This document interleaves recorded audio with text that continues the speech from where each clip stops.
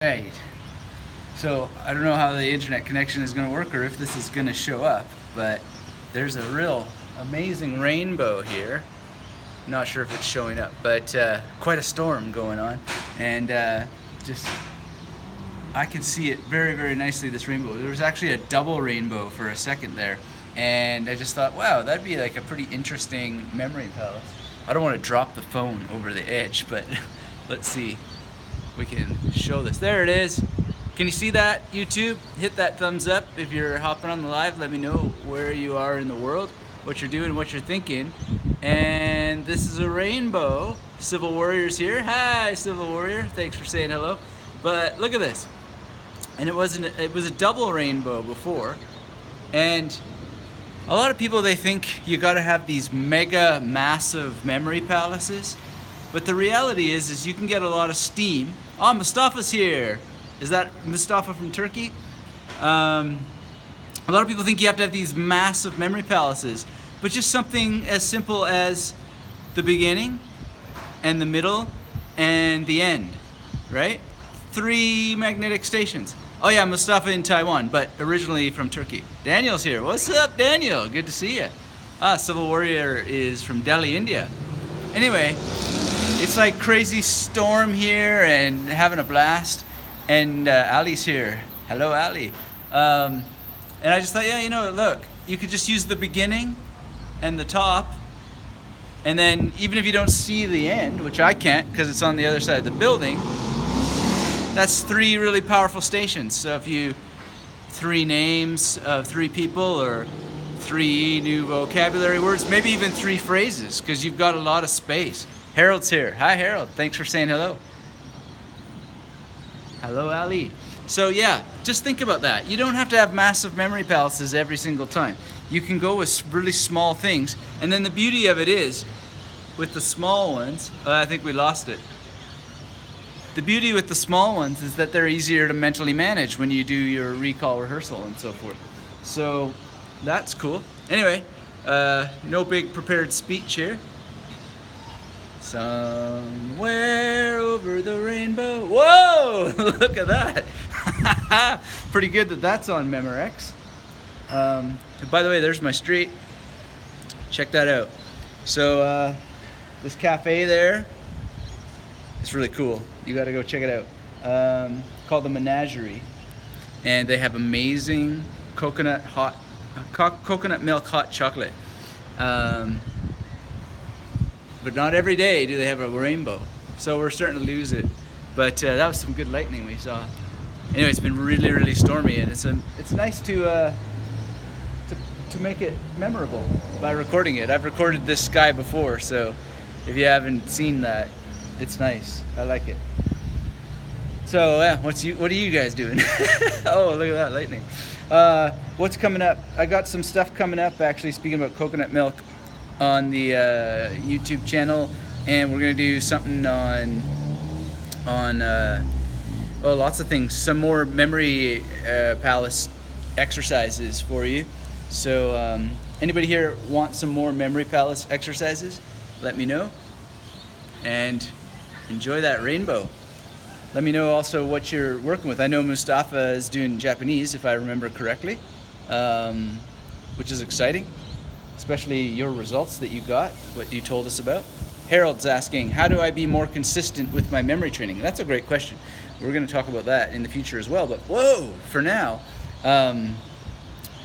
one of the things that you would ask is, what is it right now that prevents you from being consistent, right? What's the barrier?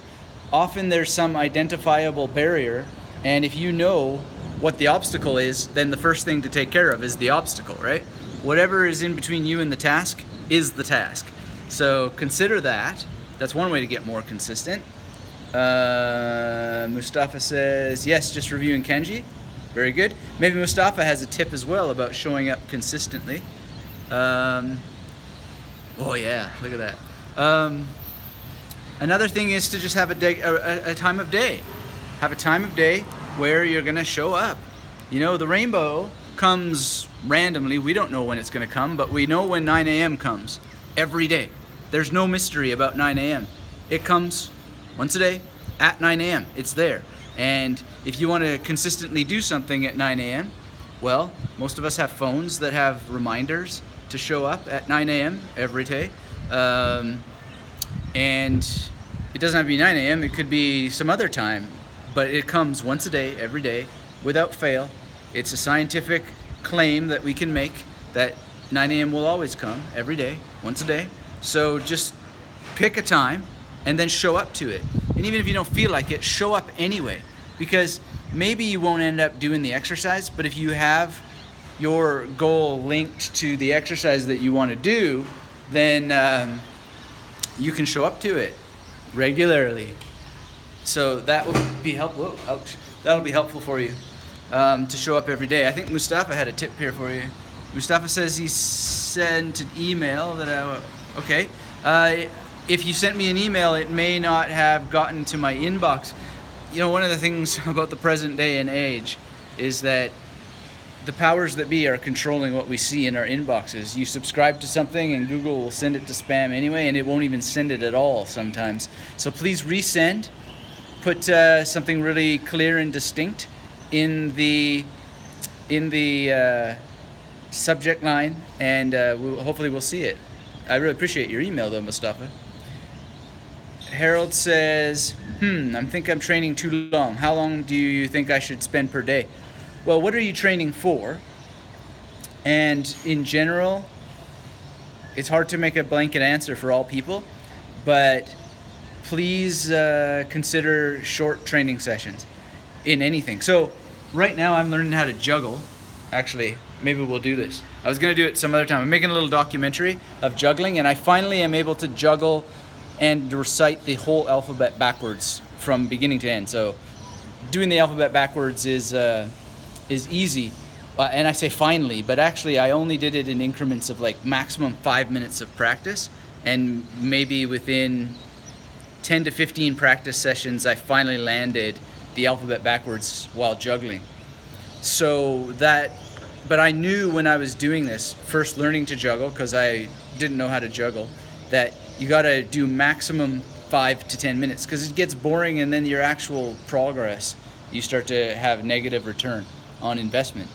So that's not true with all things, but in general, 5 to 10 minutes consistently every day will do more for you than popping in for an hour once a week in many cases. So Harold, I hope that gives you some suggestion there, but I also need to know what you're training for. So there are different suggestions depending on what it is you're doing. But if it's cards, like really 15 minutes max, I would say, for card training per day. And depending on your skill, that could be going through 10 decks in 15 minutes, or it could be going through one. I started at about 15 minutes per deck and got down at my fastest to about 2 minutes 30 seconds for a deck. And you know, it comes and goes depending on practice. And then in competition, you know, that was astonishing, but that was a particular kind of competition, but really hadn't practiced for it, so it was still pretty amazing. And then I learned in there that you'd actually need to practice competition itself in order to get good at competition, because the competition memorizing during competition is different than memorizing while you are just in practice. So whatever it is that you're doing will have a different time scale. So what I mean by this is that 15 minutes a day practice outside of competition, well, you're not going to get 15 minutes of practice per day in competition in the actual thing where you want to win the prize and all that sort of stuff.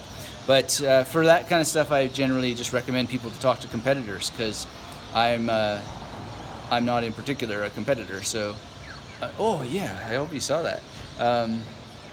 Yeah, competition can be best explained by people who do it more, although I do have my own competition experience. Well, let's call it an experiment as well. And man, it was wild. Really great. I'm so glad it happened.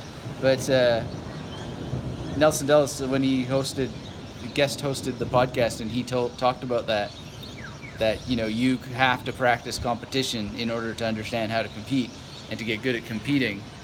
That was very empowering. Anyway, any more questions, let me know. Our rainbow is running out. it's gone actually. But if you are hopping on the live and you haven't said hello yet, hit that thumbs up and say hello. You can always interact with these replays later.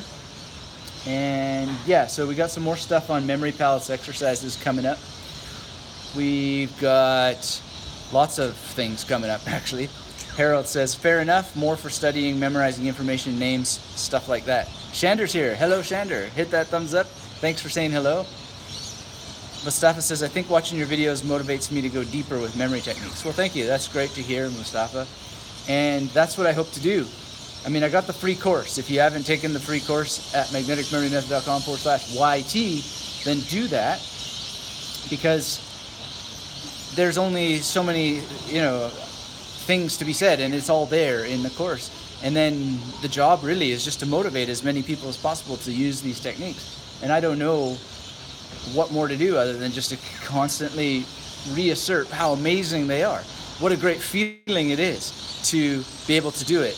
Oh, Daniel, I don't know if you're still here, but for everybody, but Daniel, I saw that Gary Weber uploaded a new video about Kirtan Kriya, and for those of you who don't know that, it's a really cool meditation, like oral meditation thing. And I started to do it, and well, first of all, I used the curtain in the bedroom as a magnetic station to instantly memorize it. And this is again the power of really small memory palaces, like we saw with that rainbow earlier. So if you missed the rainbow, go back and watch the replay and you'll see it, and we'll talk about how to use it as a memory palace. But so Kirtan Kriya, I had my friend Eden Curtis there, or Edan Curtis, and then this Kriya thing was, just some images of creation and blah, blah, blah. So remembering the title was important. And then the actual meditation is Satanama, and you actually touch your fingers like this.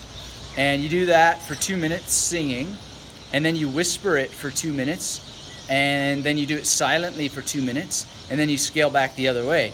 And just this Satanama, it's the kind of thing like you'd think it's easy to just remember that, but if you don't have some kind of image, then, you might forget it. So what I did is I just came up with some images, and of course it's easy to do, and they're just hanging from Edan.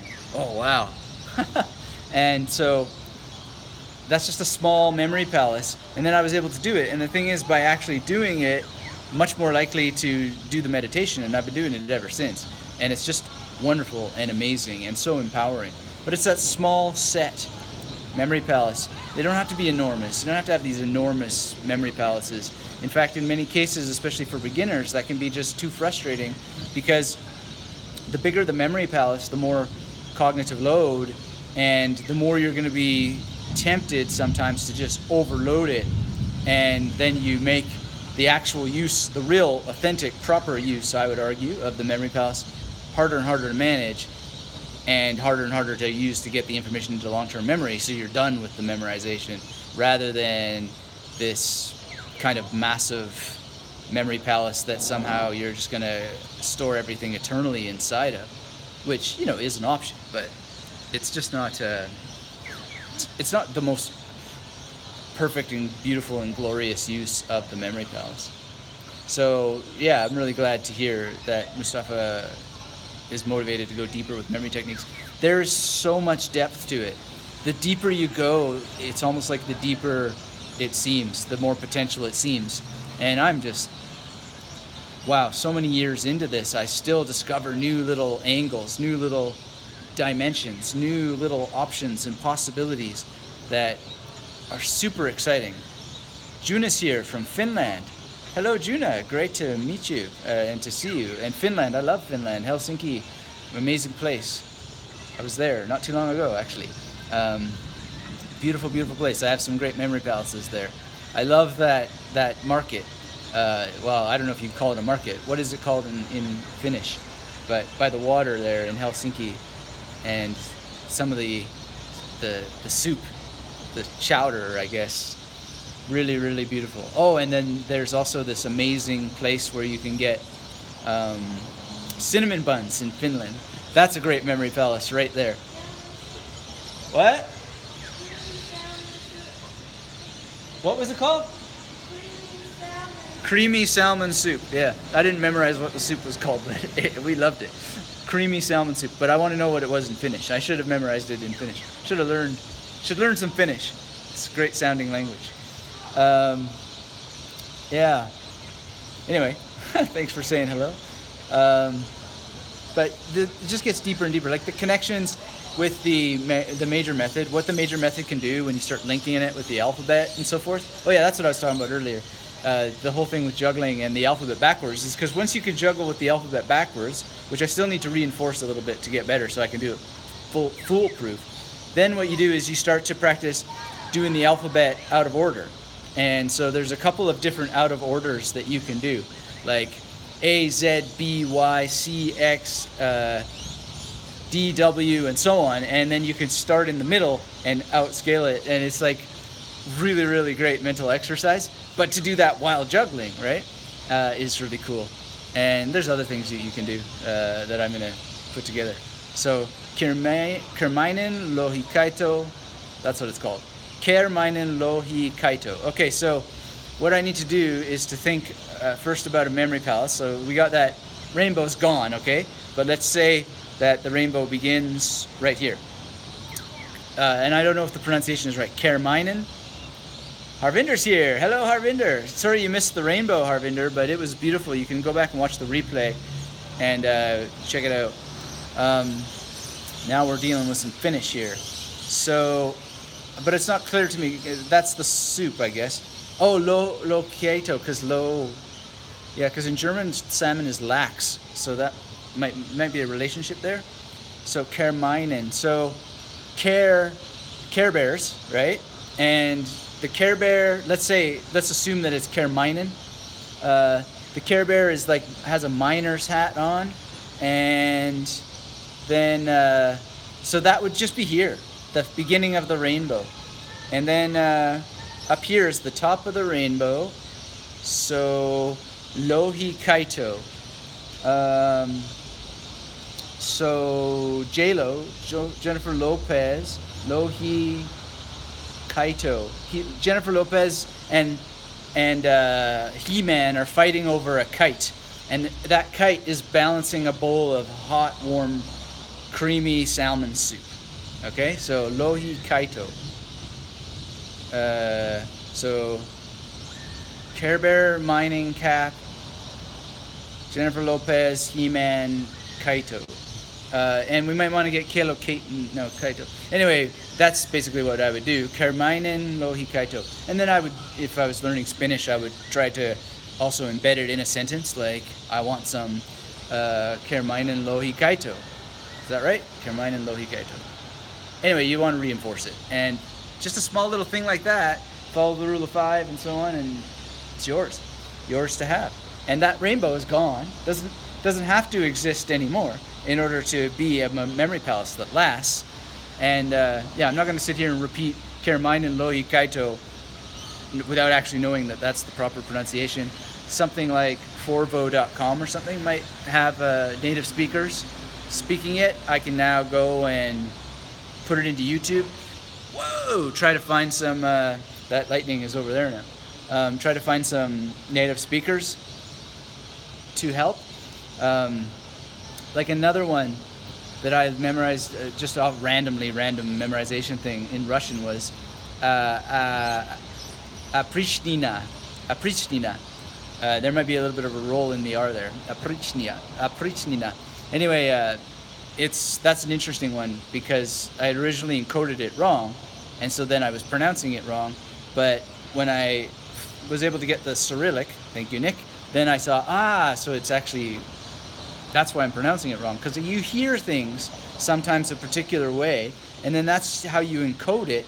And because of the primacy effect, then you get like the ghosting of that particular image, and it could be a bit of a challenge to overwrite, but you can do it. You can do it if you just give it a try and learn how to do it. So Gustavo's here. Hello, Gustavo. Thank you for saying hello. Harvinder says, sure, we'll watch again. Great. Yeah, interesting. Anyway, this is just a spontaneous, random thought.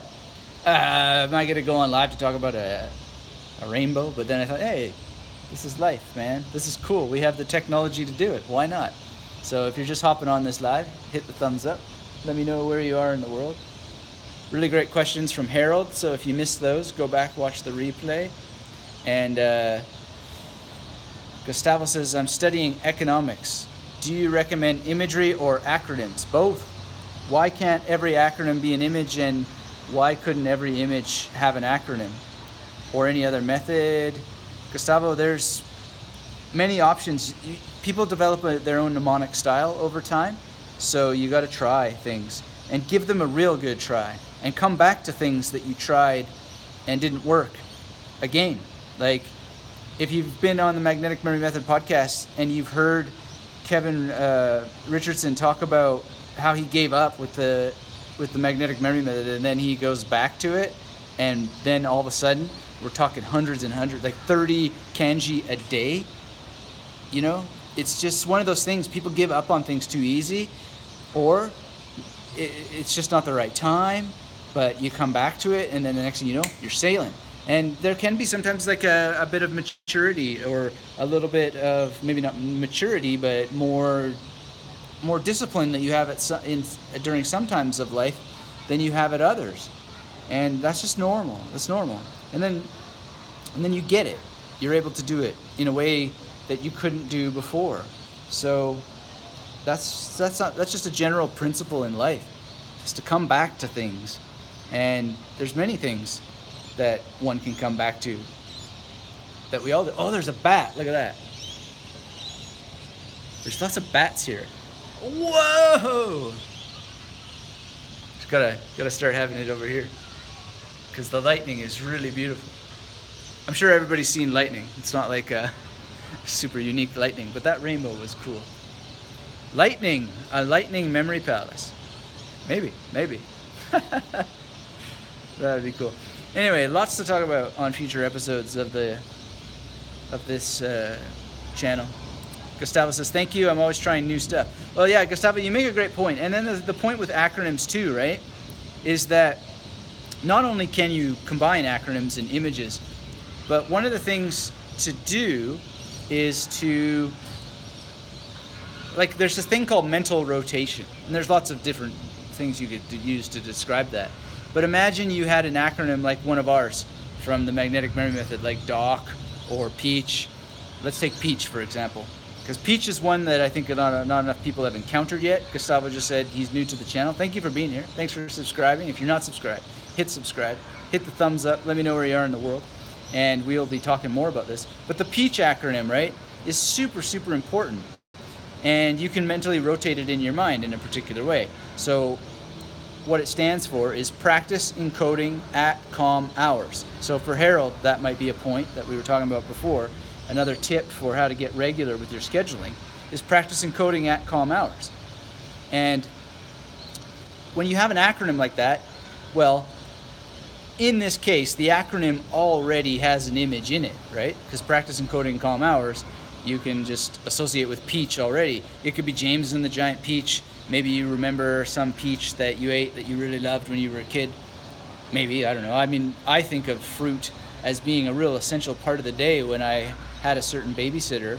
And so, you know, like, you just start to think of all these associations, which makes everything stronger and stronger and stronger for you. Now, but you can also actually just see the letters in your mind, and see them in your mind doesn't necessarily mean that you have HD television, but you can take the letters and rotate them around in your mind, or imagine what it would be like to feel them rotating. What's the sound of letters rotating around? If you've ever seen the magnetic memory method bumper trailer where the magnetic comes in and it's moving, you can do that. And that's going to help you remember what that acronym is in the first place, right? It's just taking a minute to think about it flying around in the air and moving and rotating, and maybe all the letters are individually spinning and so forth. So taking that step is really, really great for that kind of thing. Gustavo says, I had the best peaches 2 days ago. Yeah, awesome. Peaches are great. What was that band called? Presidents of the United States of America. Millions of peaches, peaches for me. Millions of peaches, peaches for free, something like that.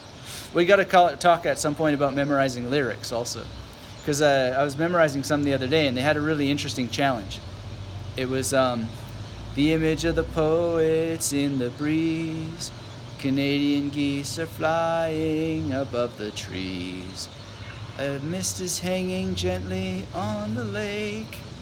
My house is very beautiful at night. I'm pretty sure that's correct.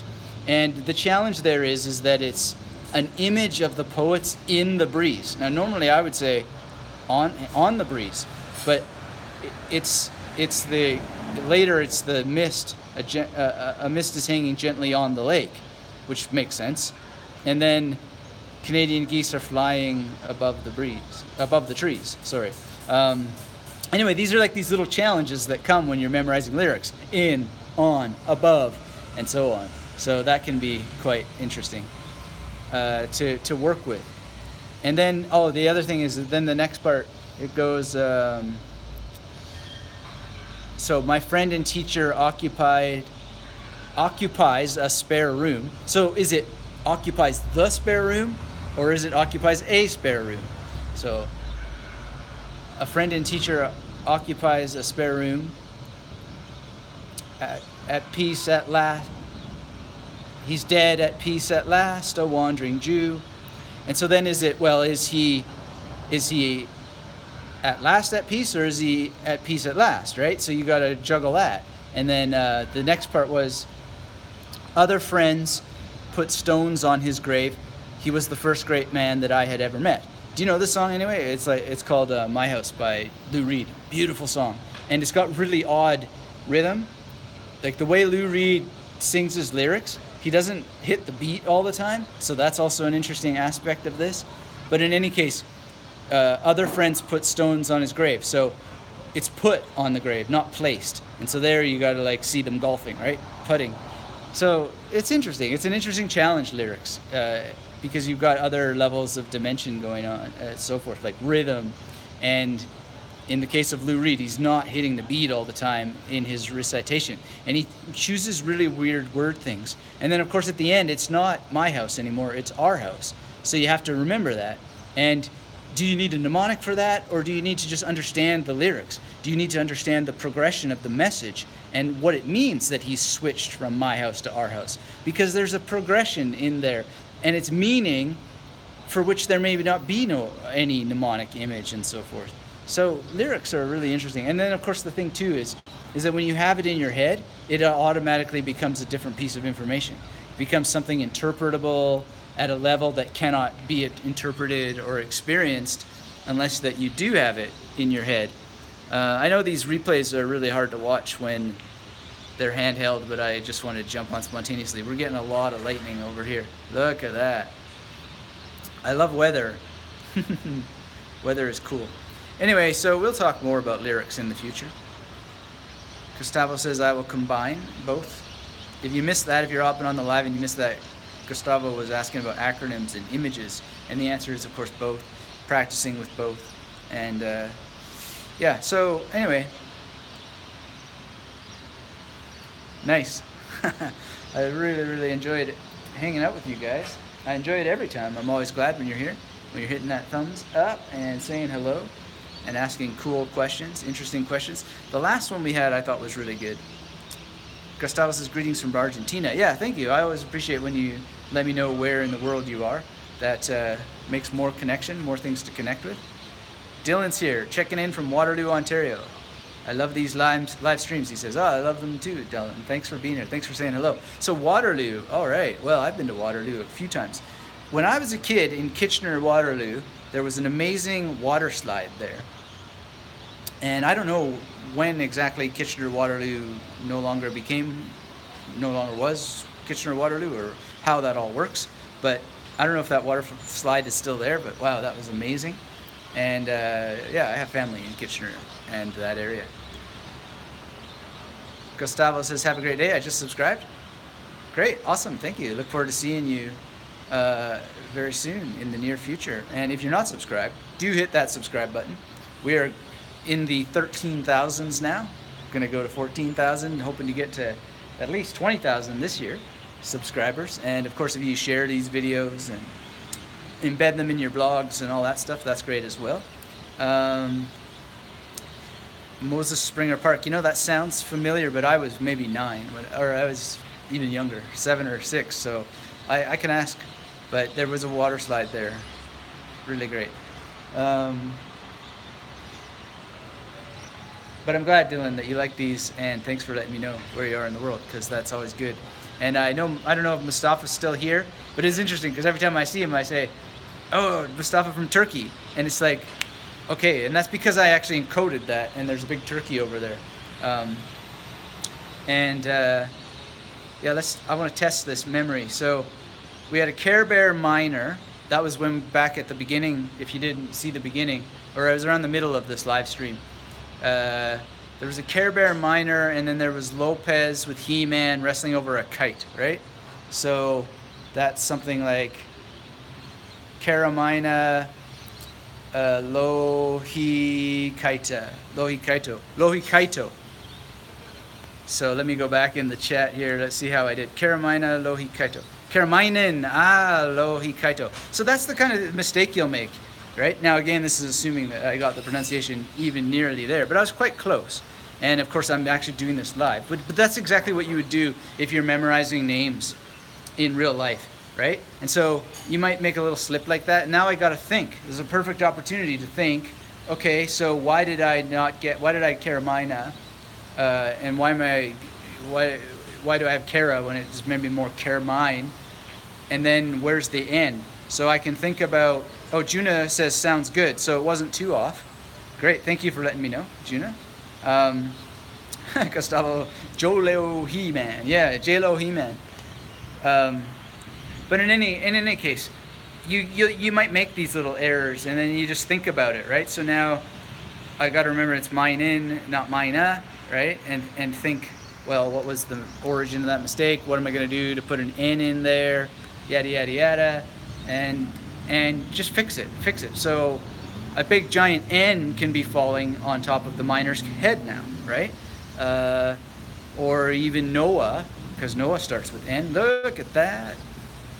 Amazing weather. So yeah, you just fix it and so forth. And it's easy. The mistakes actually teach you a lot about how your memory works, how memory techniques work. And just amplify it, work with it, massage it, get it working, get it rumbling, get it rolling, rock and rolling. Amazing. All right. Ali says, apologize, must now go. Thank you. So have a nice day. Thank you for being here. Thanks for saying hello, Ali. Really appreciate it. And look forward to meeting you the next time. Harold says, I'm having trouble with creating the routes for larger palaces such as the shopping mall. Should I break them up into sets of 50 stops? I don't need longer ones.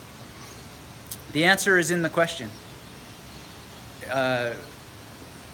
Yes, big memory palaces are usually not something that most people are going to be able to use. And your return on investment is very low in many cases with large memory palaces. That's not universally true though. You got to develop your own mnemonic style. So there's no dogma around it other than that most people will benefit from smaller memory palaces. Shopping malls tend not to be very good. I spent lots and lots of time working with shopping malls. It rarely pays off. Stores inside of shopping malls, fine. Small sets. Entire shopping malls, they're literally designed to get easily lost in. They are designed to distort your sense of space and distance and time. Many of them. And so I don't think they're really great as memory palaces. That doesn't mean individual stores or individual sections or parking lots, etc., can't be great, but overall, in general, I'm not buying it. No, I can't even think of a memory palace currently in use or go to if I was tapped out that I would go to that has anything to do with a shopping mall. But good question. And the answer is in the question.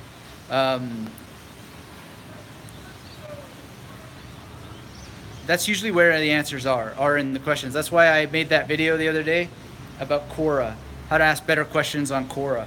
Because usually if you follow a bit of procedure, and you ask the questions, you'll find the answer is in your question if you just follow a certain procedure. So if you haven't seen that video on how to ask better questions on Quora, go check that out. Harold says, awesome, thanks a lot. I needed to hear it from you. Well, very good. You can hire me as the audiobook editor of your, or the audiobook narrator of your questions. That'd actually be an interesting project. That'd be an interesting project. But I do have mailbag on some episodes of the Magnetic Mary Method podcast, which if you don't listen to it, please do subscribe to that podcast. There are over 200 episodes of discussion about all these matters, and you are welcome to them. We don't know how much longer the internet will be as freely accessible as it is now.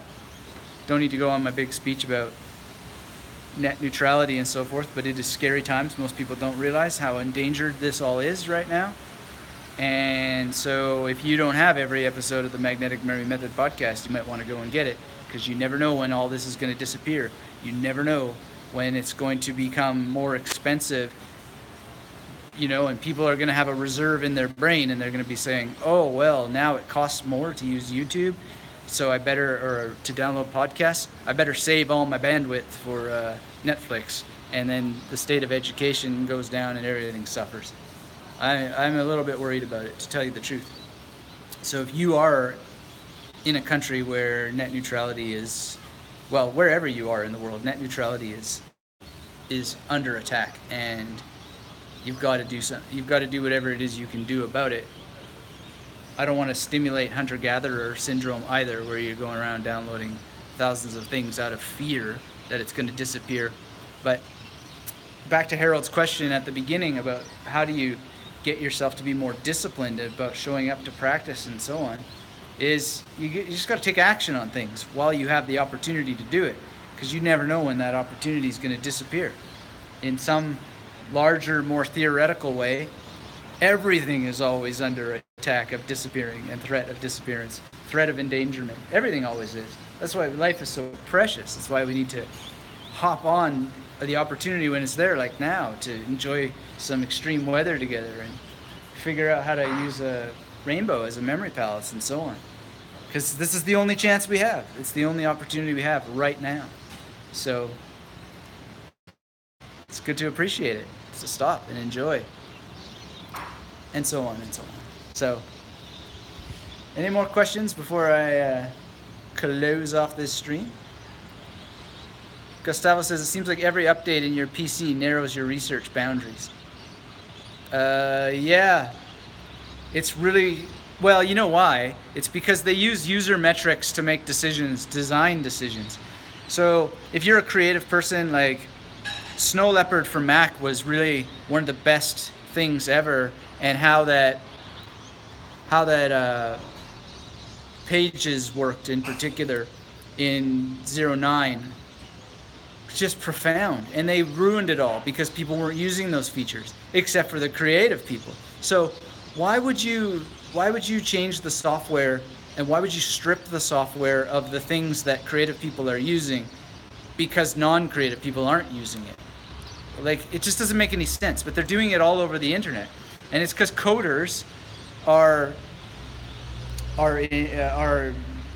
they really want to make things clean and strip down and so forth. But that's just not necessarily the way that a good software operates.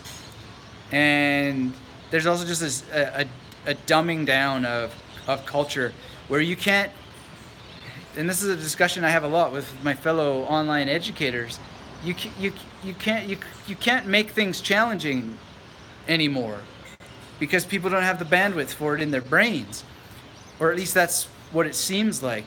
And it's really sad. It's why attention span training is so important, because you need to hold on to it. And it's happening to all of us. It's happening to me as well.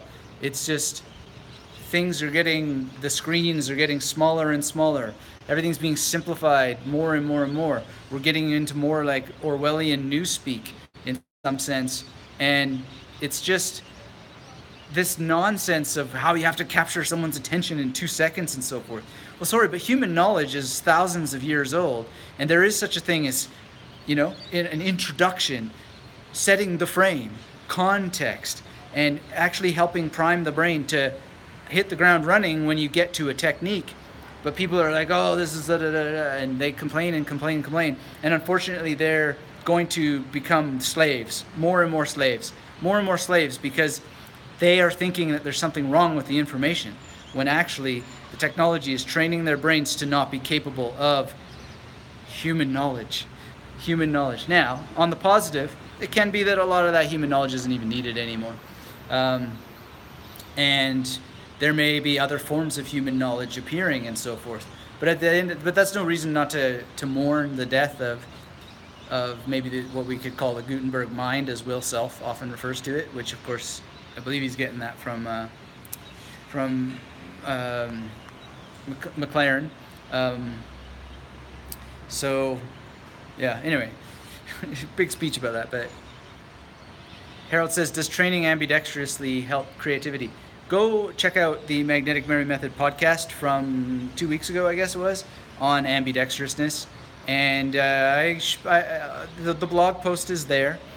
It will give you some of the science behind that, and you can study it.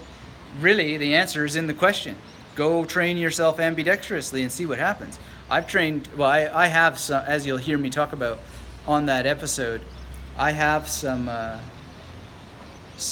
dual-handedness just from birth, and I've worked on training both hands to write forwards and backwards, and there's certainly a benefit for me, but to what extent that benefit leads to better memory and so forth, I think what it does, to be honest with you,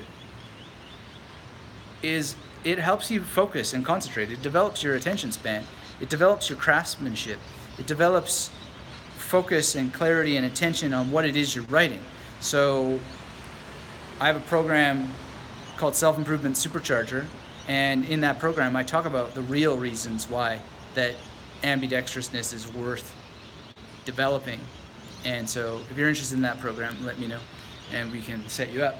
But it's a practice that you just got to go and do yourself and see what happens. And if you target it at specific things, I think it's very powerful, very useful. It's wonderful.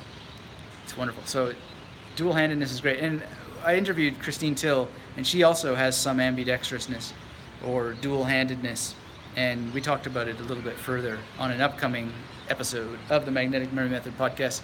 And of course, you want to be listening to the podcast because there's a lot of stuff that we do on the podcast that we can't do on audio or on video. So if you're not an audio person, well, then that's okay. But if you are willing to extend yourself to audio, I think you'll find a lot of benefit from it.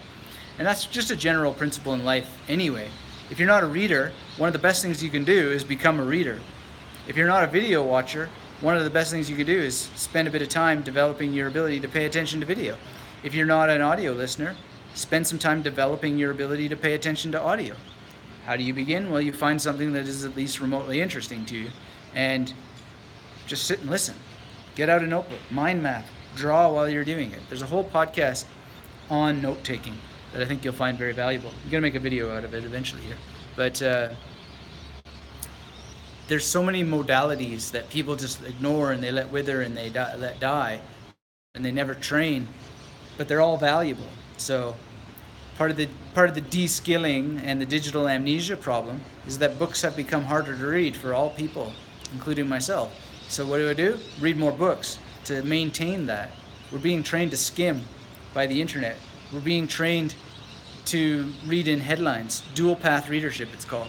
So what's the weapon? What's the tool? To read more books and to read them thoroughly. And I love to read in different ways. There's different ways to read books as well. So you don't have to read books the same way all the time.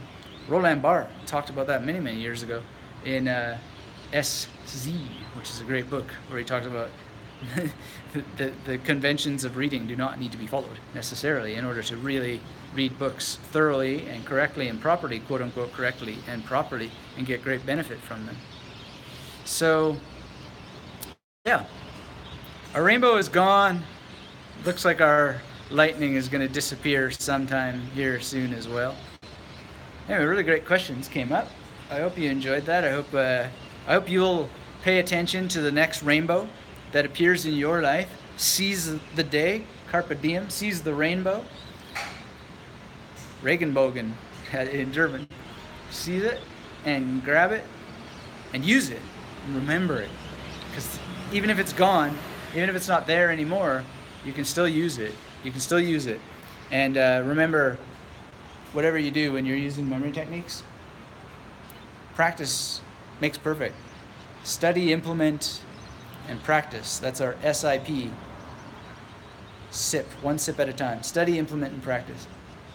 Memory is so profound and powerful and wonderful, and I enjoy every minute that I get to spend talking about it with you all. So thank you again for being here. Really great questions again. If you're just hopping on now, hit that thumbs up. If you're not subscribed to this channel, subscribe. Lots of videos to watch in the back catalog. Lots of podcasts at magneticmemorymethod.com. And if you're on my email list, stay tuned the next couple of days because there's some announcements coming up about something real exciting, especially if you hate your day job. So, whoa, more lightning. Anyway, everybody, thank you so much for being here. It was wonderful, and we'll talk again real soon. Until then, keep yourself magnetic. Hey, Gustavo, thank you. Really great to meet you, and thank you for becoming a new subscriber. Really appreciate it, and look forward to seeing you again soon. And yeah, when we go on these lives, say hello. Let me know where you are in the world, and I got to always seize upon what a wonderful thing this technology is, for as long as we have it, to really enjoy it. So Mustafa